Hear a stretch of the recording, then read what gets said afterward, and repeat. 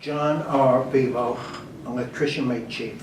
When we left the Missouri, there were three of us that were transferred to the Des Moines. The same three of the six that had come through EM school together. So we went through EM school, we went to the Missouri, and then we went to the Des Moines together. Okay, I did not want shore duty. 19-year-old kid, what do you want shore duty for? You want to go see the world, you know? So went on to the Des Moines. Unfortunately, there were a bunch of us. There were three of us that we've been together since not quite boot camp, but EM school. So it was great going on there, and I enjoyed that ship as well. When I first went aboard the Des Moines, they were very overcrowded, and I didn't get a spot in the E division space. They put me in this old floor compartment, and it was only the stewards, okay? I don't know if you knew about the Navy at that time. To become a steward, you could not be white. Filipino, Chinese, or black, okay? And I went in that compartment. And I couldn't believe what I learned on there. Some of the Filipinos, we had quite a few Filipinos on there. Many of them had their master's degree, and they came in as a seaman recruit in the US Navy. And they brought them in with the sole purpose that they were going to be, I almost said servants for officers, but this was the job they were. But just to see the way they were treated, I thought it was absolutely horrible the way they treated these people, okay? They brought them in the Navy to take care of officers, that was it. That's all these Filipinos or Chinese could do. They were stewards, that was their rate. And they couldn't cross over. They did shortly after, but at that time, didn't matter how much education or anything else they were. And I asked them, I said, why did you come to the US Navy? You got a master's degree. He said, yeah, I earn more money here. We used to tie up in Villa, France, okay? I don't know if you know it. It's in the Gulf Basin there. And I remember getting short beach guards. You had to stand where the boats land. And Ali Khan appeared with his driver, a sports car, one of those really high-priced sports cars, okay, with a chauffeur driving it for him. And I just couldn't get over, you know, you could own a car like this, why would you want someone to drive it for you, okay? And he was with an American actress, I don't remember now who it was, but she didn't impress me, the car did. Then I went to France in '53, Christmas.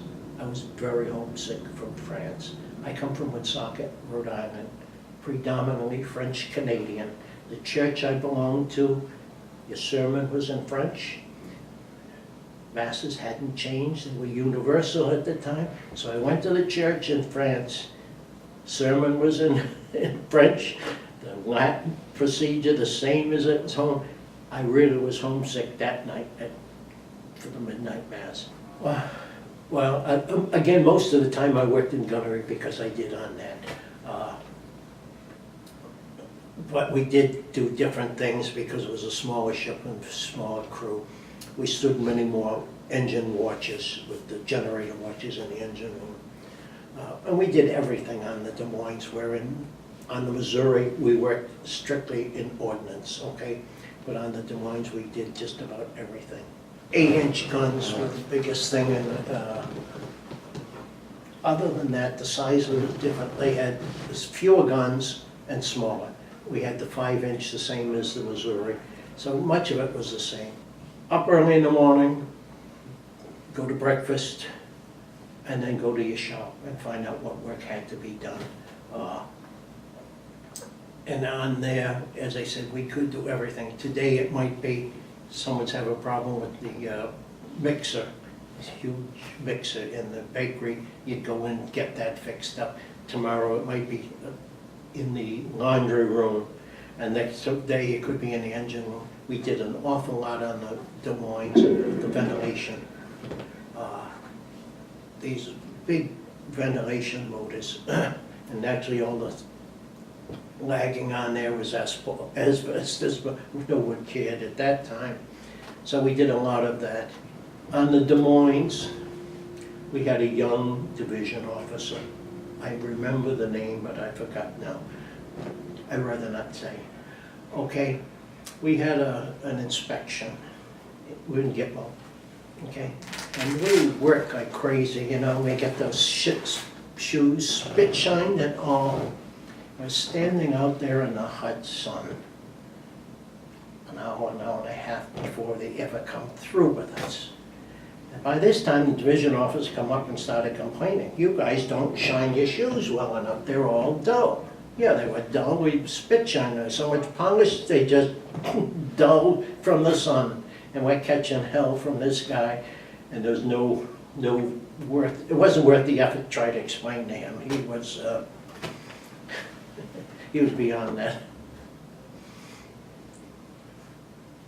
He was very well disliked among them, but we had a good warrant officer who was great.